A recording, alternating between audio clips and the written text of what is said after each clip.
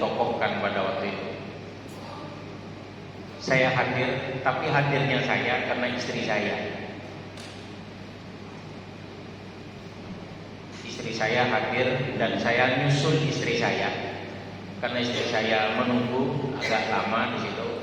Akhirnya pulang terakhir. Setelah check out pulang terakhir, ternyata istri saya dibebani bebannya kamar nomor 26. 16 atau 26, saya lupa nomornya. Karena ternyata barang-barang kulkas di kamar 26 itu sudah habis. Padahal istri saya baru masuk, jadi nggak tahu ceritanya.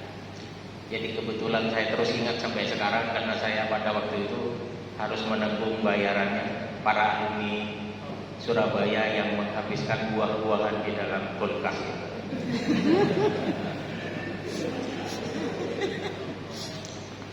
Oke, saya pesimis. Kenapa saya pesimis? Karena keputusannya mengajukan mendirikan organisasi alumni.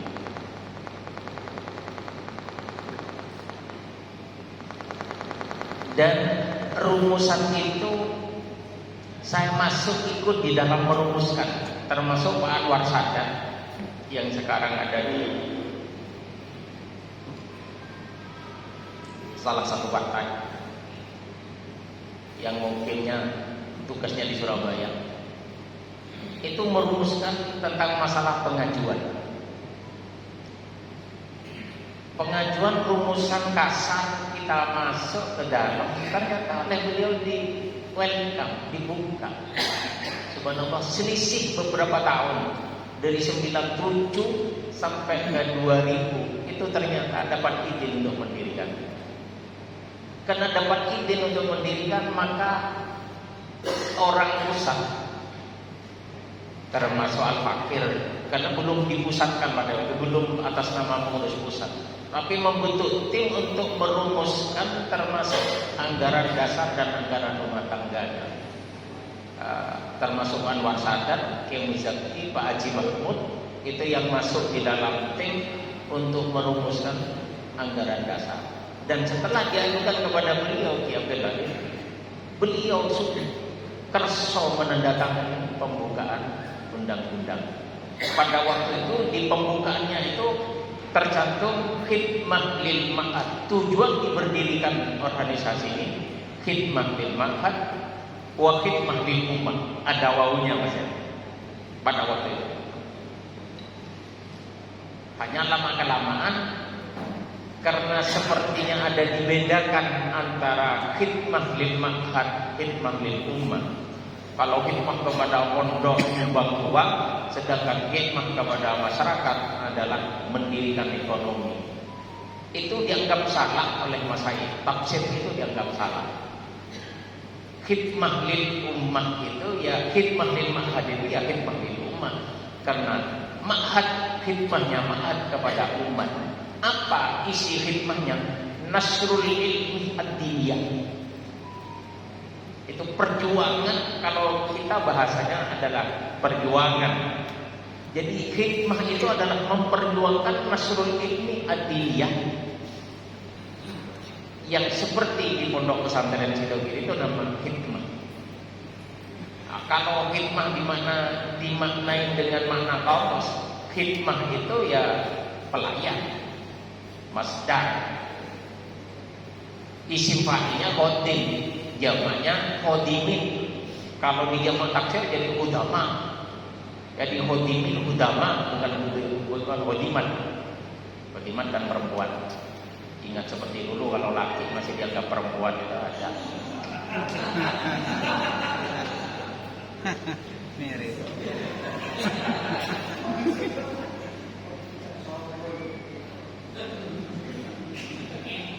Jadi di pembukaan itu oleh beliau ditandatangani dengan dasar berdirinya organisasi itu dengan tujuan bukan menyumbangkan dana kepada pondok, bukan mencarikan fasilitas untuk pondok, bukan untuk menyediakan fasilitas untuk guru-guru dan pengasuh serta kiai pondok, tapi khidmah lil ma'had. Apa khidmah lil ma'had? khidmah lil ummah. Jadi akhirnya dibuang oleh Mas Nawawi, disarankan buang wawunya agar supaya tidak salah pengertian. Karena salah paham di dalam menjalankan tugas kok banyak yang salah memaknai khidmah lil ummah, khidmah lil ummah. Kayaknya undang-undang ya atau tertib yang sekarang tidak ada khidmah lil ummah wa khidmah lil ma'had wa khidmah lil ummah, tidak ada wanya. Khidmah lil ma'had ya khidmah lil ummah. Jadi satu. Lewat jalur mana itu jalannya yang berbeda-beda. Apakah nasrul ilmi itu hanya mendukung dari dananya, atau mendukung dari sarananya, atau mendukung langsung aksinya? Itu kan torikohnya untuk berkhidmat itu beda-beda. Sehingga kalau di Surabaya itu dikenal Cimuji itu mendukung nasrul ilmi dia lewat fulusnya. Itu banyak terkenal kalau di Surabaya begitu. Itu torikohnya Haji Muji. Itu yang utamanya bukan tidak ada lain, nasrul ilmi adiyah, mendukung keberlangsungannya penyebaran, sehingga walaupun tidak bersekuan langsung dengan pondok, kalau sudah nasrul ilmi adiyah itu sudah dianggap berkhidmah, karena khidmahnya dia sama dengan khidmahnya pondok, yaitu nasrul ilmi adiyah, bukan nasrul ilmi elektroniyah, bukan nasrul ilmi adiyah, tapi nasrul ilmi adiyah.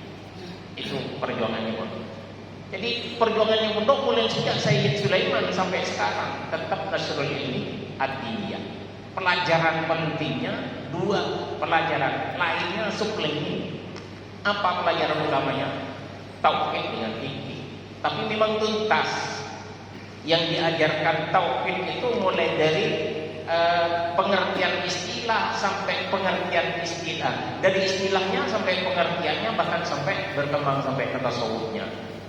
Sehingga kalau umpama betul-betul memahami dari istilah itu sampai ke tasawufnya, tidak mungkin dia jadi teroris, karena tuntas tauhidnya. Tidak hanya ingin terhadap bidadari dan surga, tapi teori untuk mendapatkan mendapatkan bidadari dan surga itu dijalani dan diyakini. Kemudian juga syariat mulai dari ibadah, muamalah sampai munakahat, bahkan ubudiyah dan hudud serta hinayah itu diterangkan lengkap, walaupun tidak ngerti semua. Apakah tidak ngerti semua atau semuanya memang tidak ngerti, itu bapak lain.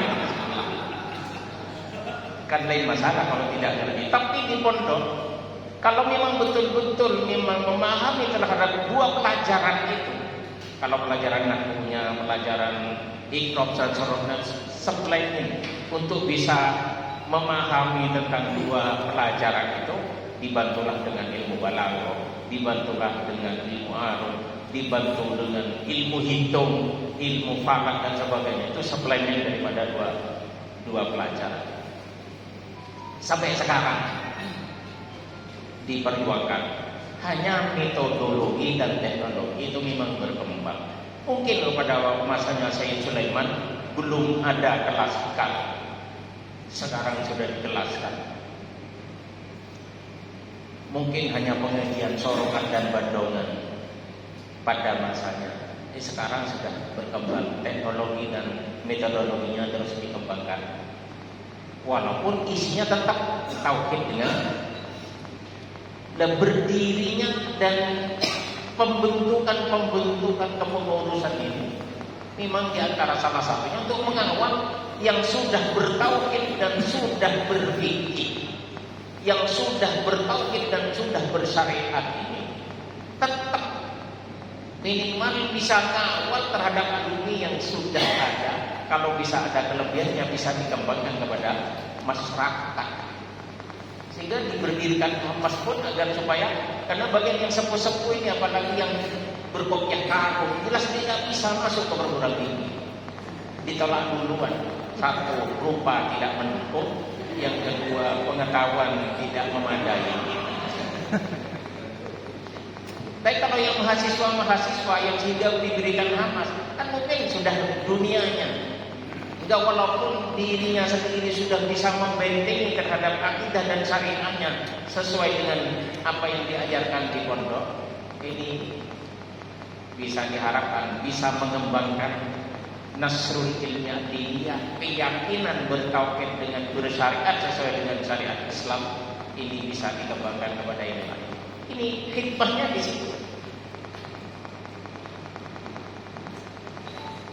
Semuanya alumni diharapkan begitu. Dan Anda sekarang dilantik untuk ikut berperang, gimana semuanya alumni itu bisa berperang semacam itu dan bisa mempertahankan akidah yang ada di situ. Jadi kalau sampean ini adalah alumni dan dijadikan pengurus alumni, berarti dua. Di samping kealumniannya harus mempertahankan akidah dan syariatnya, juga Anda perlu mengawal santri-santri yang tidak berperan di dalam pengawasan ini, maka Anda lah yang bertugas. Gak ada bedanya yang BK dengan yang pusat. Yang bedanya kan hanya penempatan saja, karena saya ada di Sidogiri, karena saya dekat dengan Sidogiri, maka saya jadi pengurus pusat. Apa bedanya dengan yang beda? Sama hikmahnya. Hanya kadang memang lebih sibuk di pusat. Karena kalau laporan itu pusat harus setiap pekan harus terima. Sedangkan BW itu kan laporannya hanya 1 bulan 1 kali ya. Itu pun mengeluh.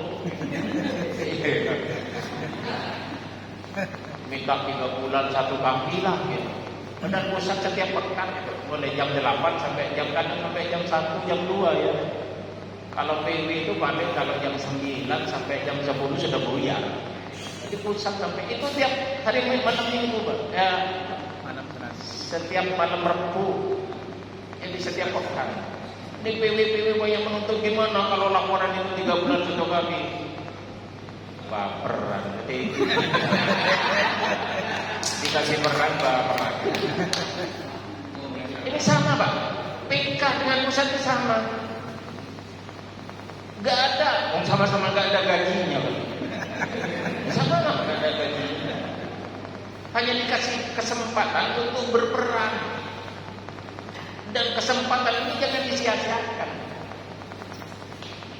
Tidak mudah, Pak, untuk mendapatkan kesempatan berperan di pondok. Itu tidak mudah, Pak. Banyak orang yang menginginkan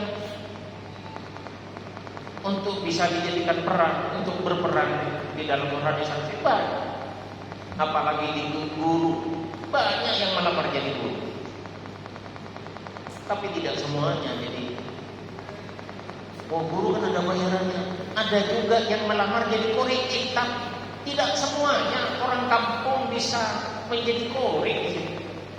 Saya tahu sendiri mengajukan kori ada 63 yang diajukan. Ternyata ada 4 yang dicoret oleh dia. Karena di depan saya. Tidak semuanya. Untuk itu kami harapkan tidak disia-siakan kesempatan itu. Apalagi yang sudah tua-tua. Waktunya sudah hampir habis. Ya kan, termasuk saya. Iya, karena kalau umur saya, kalau yang ini kelasnya di bawah saya. Kalau kelas, tapi kelas tidak menunjukkan bahwa lebih alim atau lebih pengalaman tidak, atau lebih tua. Tapi kelas lebih tinggi saya. Satu kelas, Pak, ya, lebih tinggi saya.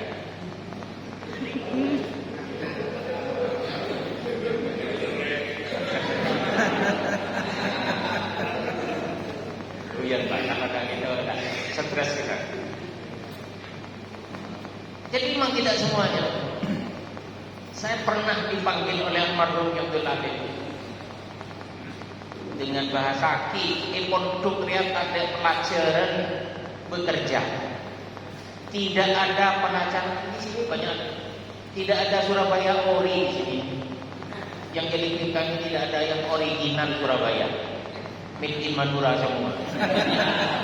Rupanya orang naturalisasi.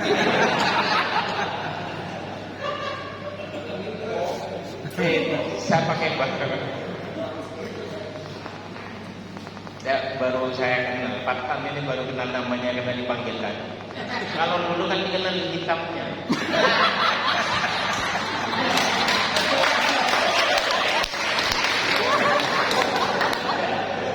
Mohon maaf, saya bukan kenal makrufnya, masyhurnya. Gitu. Sehingga saya tidak kenal namanya. Ya, seperti Abu Hurairah, saking kenalnya Abu Hurairah, saya tidak tahu namanya. Baru tadi dipanggil kok, kok rame siapa? Ternyata.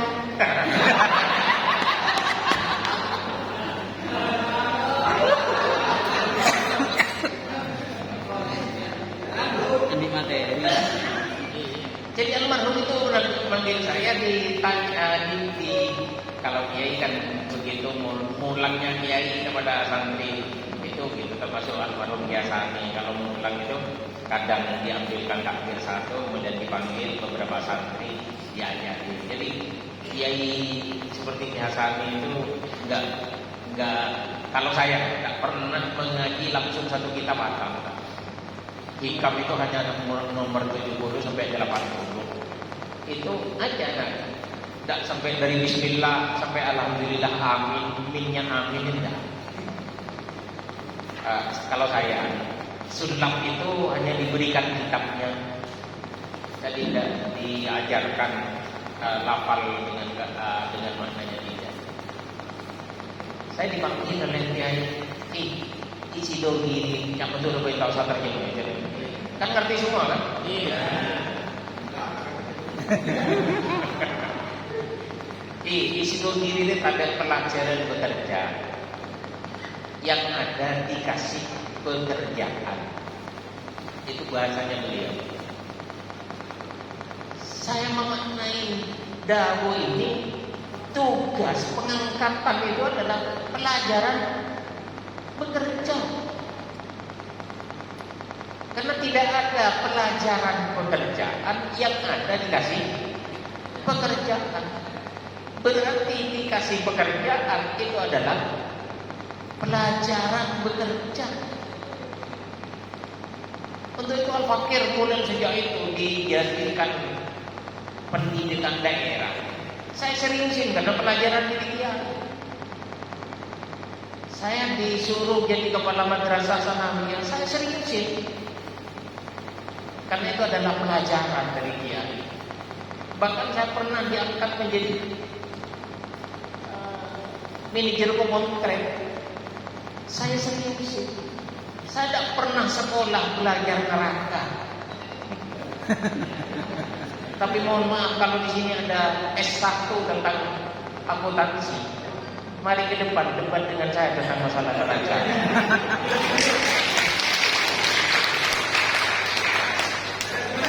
Ya,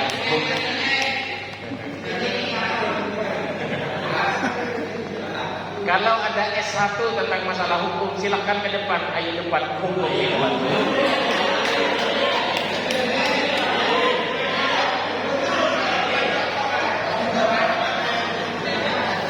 Karena semua tugas saya seriusin. Karena tugas pertama dulu saya dihias adalah di ketua dua membidangi tentang masalah hukum. Kami pelajari hukum. Jadi walaupun tidak belajar KUHP, saya belajar fikih di pondok. Tapi KUHP walaupun saya tidak hafal, dengan banyak mendengarkan berita, tahu kalau 363 itu adalah pencurian.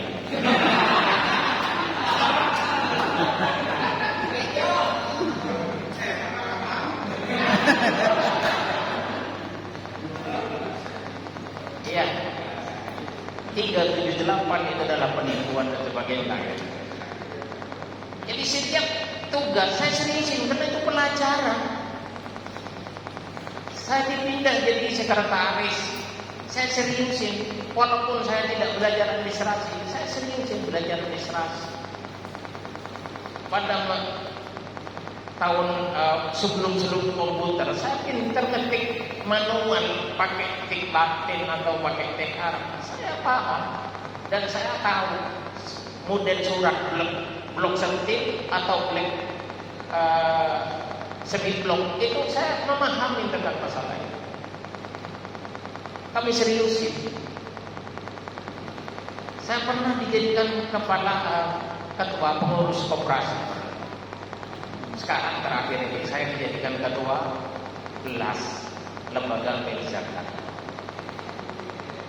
Sudah 2 tahun saya seriusin. Walaupun ternyata memang butuh ditata. Dan alhamdulillah walaupun dulu yang saya bangun semacam toko modern, walaupun kalau di takribnya ada dari peraturan pemerintah nomor 17 tahun 2007 itu tidak masuk toko modern. Basmalah itu banyak yang menentang, apalagi yang dari teoritis, akri dan sebagainya, banyak menentang. Sistem itu tidak akan pernah bertahan. Saya bilang, saya tidak akan niru Indomaret, tidak akan niru Alfamart, tidak akan niru IKEA dan sebagainya. Kalau niru kita sudah ketinggalan. Kita ingin bikin baru, mazhab baru, model baru. Ternyata yang bilang tidak bisa bertahan sampai sekarang tidak punya toko. Mana tokonya akhir yang berjalan sampai sekarang? Gak ada yang berjalan.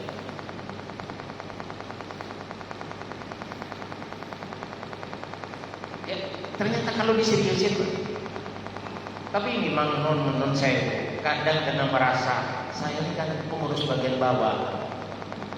Ya sudahlah, apa katanya atasan.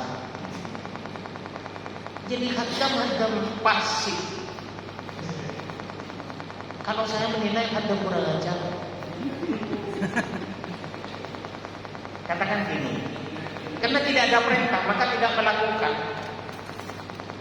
Padahal sudah tugasnya apa? Tadi sudah jelas, mengawal iktikad dan syariatnya santri kalau bisa berkembang sama masyarakat. Itu sudah jelas gitu. Kalau tugasnya hadam membersihkan, apa ya contoh? Kalau tugasnya hadam membersihkan, memasak dan membersihkan ora-ora, mencuci, membersihkan halaman, kemudian masih menunggu diperintah, ada celetong di bandar. Celetong di bandar. Kok ada celetong? Ditegur hadamnya, kenapa pada dibersihkan? Tidak ada perintah. Kira-kira ada kurang aja? Kurang aja. Sudah tugasnya kok masih nunggu perintah? Mestinya dibuat. Walaupun kenyataannya disalahkan misalnya. Umpama sudah tugasnya menunjukkan sudah bagiannya dibuang karena tugasnya. Kok ternyata kok dibersihkan celetong itu buat pupuk, kok dibuang? Ya terimalah, disalahkan. Jangan menerima benar saja. Kalau menerima dibenarkan, silakan juga menerima disalahkan. Tapi jangan menjadi hadam yang kurang ajar. Jadilah hadam yang berkreatif. Gimana caranya? Kalau Surabaya cukup berkreatif. Surabaya sudah ditiru dari yang lain.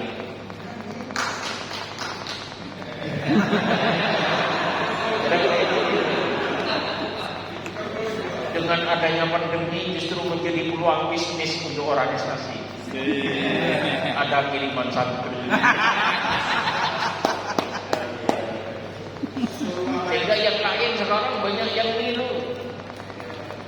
Sekarang ada kesempatan untuk kepesarian. Dijadikan ladang bisnis juga. Tapi mohon maaf, ini bukan bisnis pribadi ya. Bukan bisnis pribadi, tapi bisnis organisasi. Selain menolong ada hasil. Kan menolong.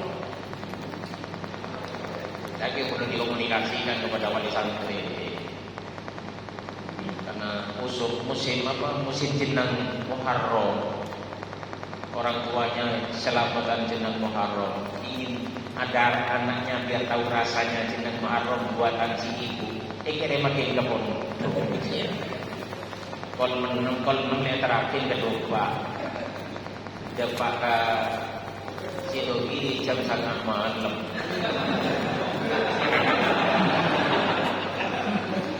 Depak masih depak balai mas ya. Sampai di balai cari santrinya masih belum ketemu karena ada kegiatan. Jam 12 malam baru ketemu, diambil. Sudah tidak berubah jenang.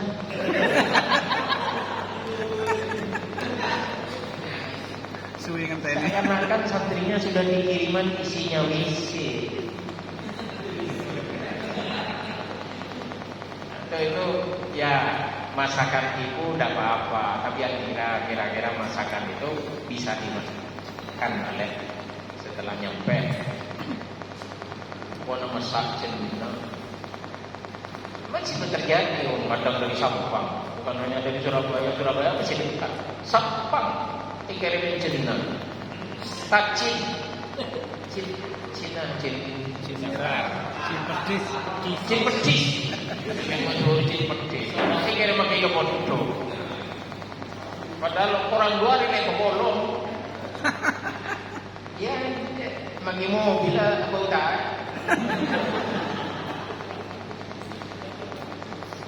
Nah, untuk itu saudara, ayo kita punya kesempatan pada saat ini, dikasih peran untuk berperan, untuk kesempatan untuk berkhidmat, kita seriusin. Karena ini merupakan pelajaran. Bapak belum tahu manajemen, silakan. Manajemen itu kan hanya ngatur sebagai untuk mengefektifkan tentang masalah jalannya tujuan. Itu pengaturan. Tidak harus sekolah tinggi-tinggi manajemen dokter manajemen. Oh, mungkin mengatur sekancakan masak untuk sekolah ke Australia. Ya dirembuk lah. Ya barangkali mumpung kesempatan untuk berkhidmat. Karena tidak semuanya dikasih kesempatan untuk berkhidmat. Berarti Bapak ini dipercaya. Karena saya yakin di dalam ruangan ini khususnya pengurus PB sudah yakin tahu tentang ayat ya ayyuhalladzina amanu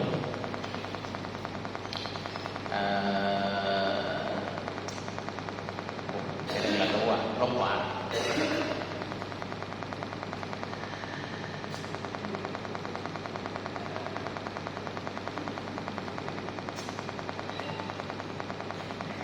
Kepala tak usah. Yang jelas peran-peran yang dibebankan kepada Bapak sudah sesuai dengan bidangnya.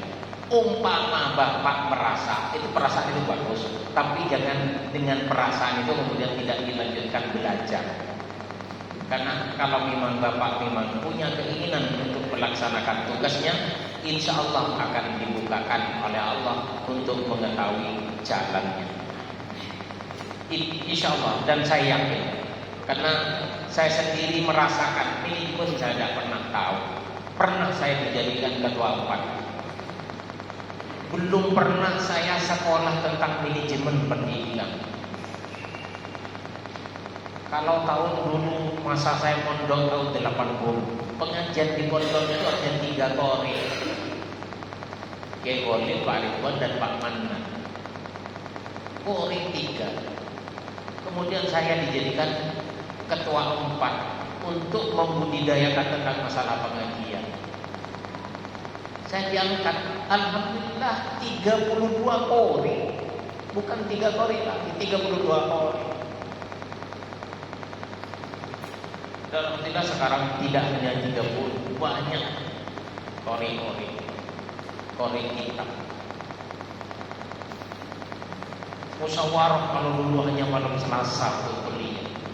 Sekarang setiap malam musyawarah kuliah. Walaupun malam Selasa itu tetap ada, tapi setiap malam sudah ada musyawarah. Musyawarah malam Selasa itu untuk kuliah. Itu sekarang di setiap malam kan, selain malam Selasa dan malam Jumat. Jadi musyawarah kitab, materinya kitab yang dimusyawarahkan adalah materi, bukan khayalan. Kadang-kadang musyawarah itu kumpulan untuk menghayal hukum. sehingga janjinya adalah keputusan hayalan. Dan alhamdulillah jalan, Pak.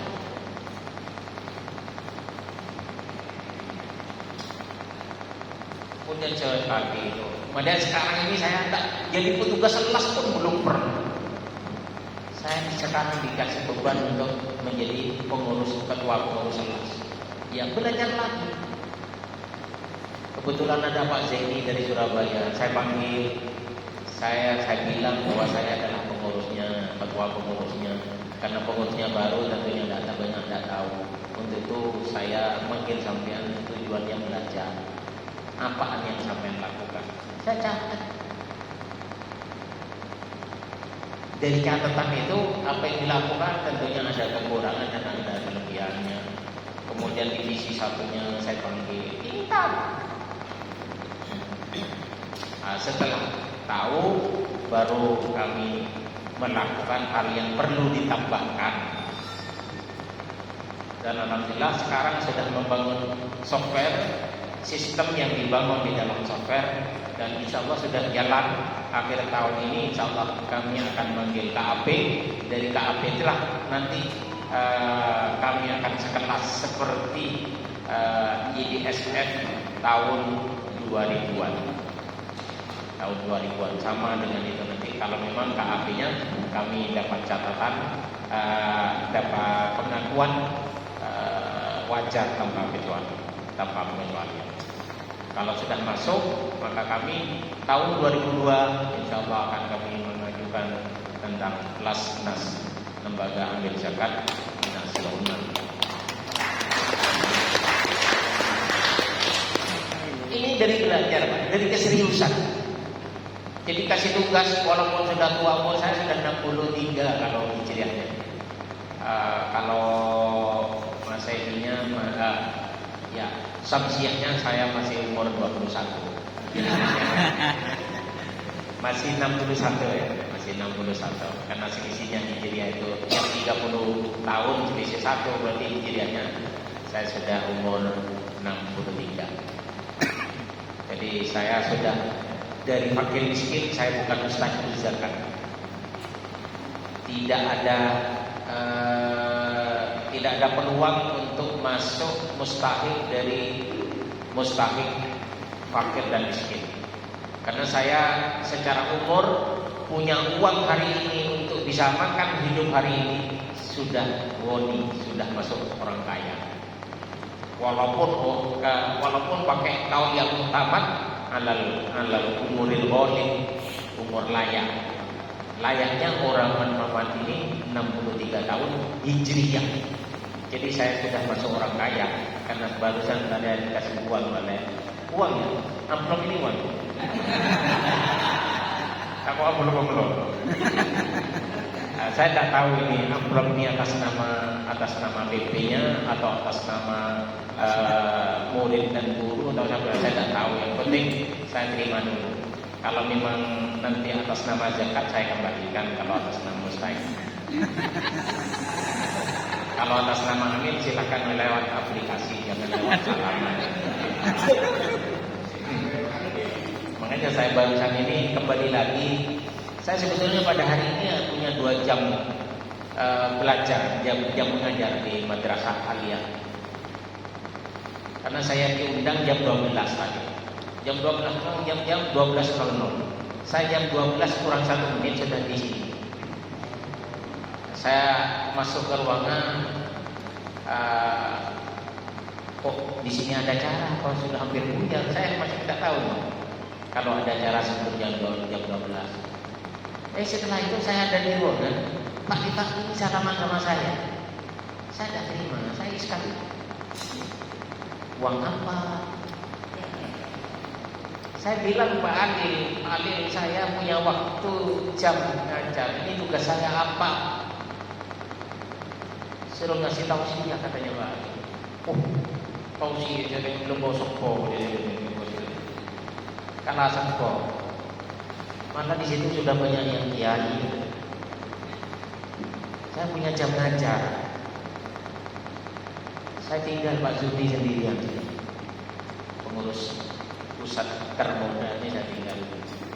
Saya sana, saya ngasih soal agar tamrinnya saya bikin digital Pak sekarang. Jadi saling contoh nggak bisa, sekali jawab langsung keluar nilai. Saya jadi kepala madrasah dia sekarang. Jadi sekarang ini sedang mensosialisasikan tentang tamrin digital, khususnya di Aliyah. Jadi kalau dulu yang merasa pernah Aliyah saling lirik dan melarang, itu sekarang tidak bisa melirik Pak, karena soal satunya sama lain berbeda. Gak bisa nyontok. Kalau umpama nyontok kitabnya pun juga tidak cukup waktunya, karena soalnya 50, waktunya 60 menit. 60 menit tidak selesai, soal hilang sendiri. Kalau nyontok kitab butuh waktu 2 kali lipat. Jadi kalau 60 menit butuh 2 jam. Butuh 2 jam. Jadi tidak kompetitif kalau nyontok. Secara teori kalau memang nyontok bisanya paling benar hanya 12. Masih merah Pak. Ya alhamdulillah bagi yang tak nonton ini.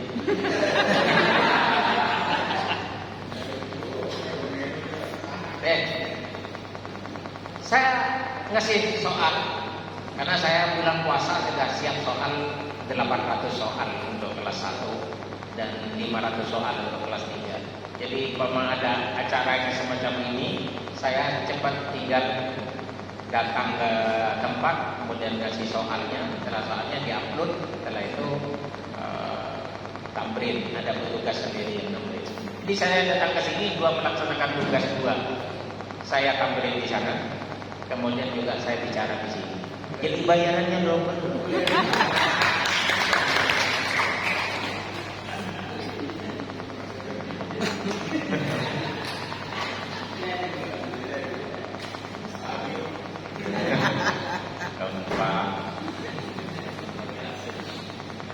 Jadi yang penting keseriusan. Dan alhamdulillah tugas sampai saat ini kami jadikan, karena saya masih ingat Mas Nawawi itu pernah ngupload, jadilah kegiatan IAS itu sebagai alasan udzur daripada kegiatan lain. Pernah Pak ya? Kalau yang pernah mengikuti uploadannya Mas Nawawi itu, saya juga sering membuka Twitter dan Facebook.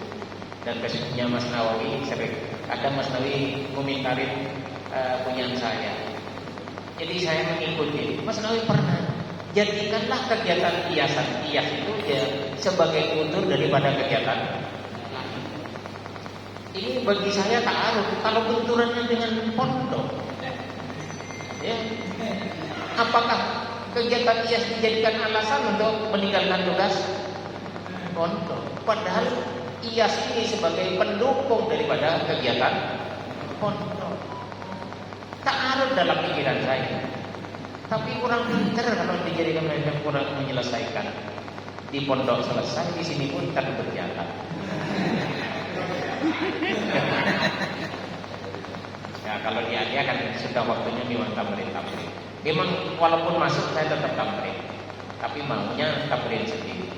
Kalau sekarang saya pakai petugas dan saya bayar petugas itu.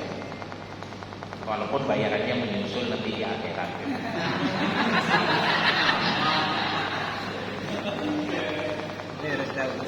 Separuhnya di dunia.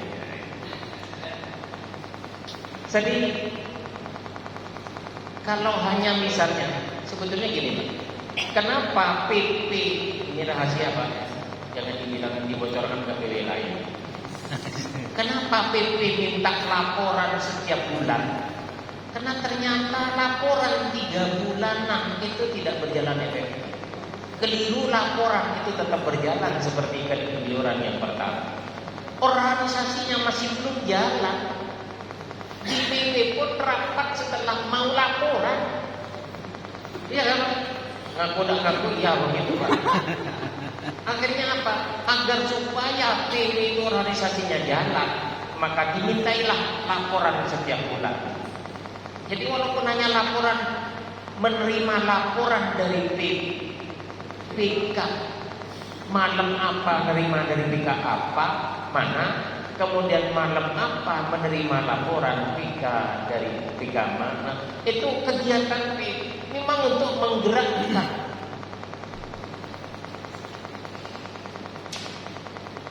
Ini menggerakkan apa?